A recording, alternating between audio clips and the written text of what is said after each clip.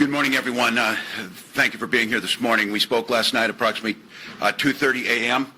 and provided an update of a highly dangerous and rapidly evolving situation with folks bent on destroying property with no regard for safety of Minnesotans, and certainly no desire to make a statement other than wanton destruction and chaos. I want to thank the Minnesotans who abided by the curfew. I want to thank our responders who are out there protecting our cities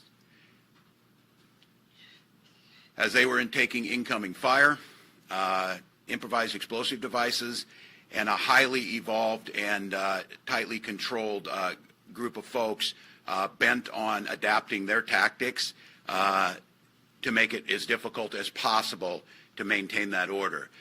My mission has been very clear to the folks in Minnesota, in conjunction with Mayor Frey of Minneapolis, Mayor Carter of St. Paul, is protection of citizenry and property is our top priority, and maintaining and restoring civil order on the streets.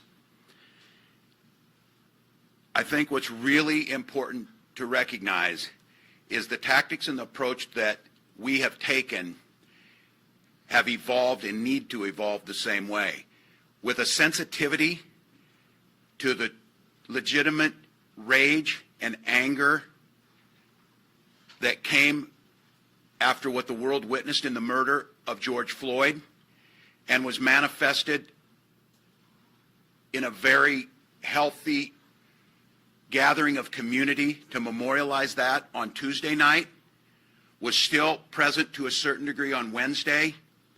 By Thursday, it was nearly gone, and last night is a mockery of pretending this is about George Floyd's death, our inequities, our historical traumas to our communities of color. Because our communities of color and our indigenous communities were out front fighting hand in hand to save businesses that took generations to build.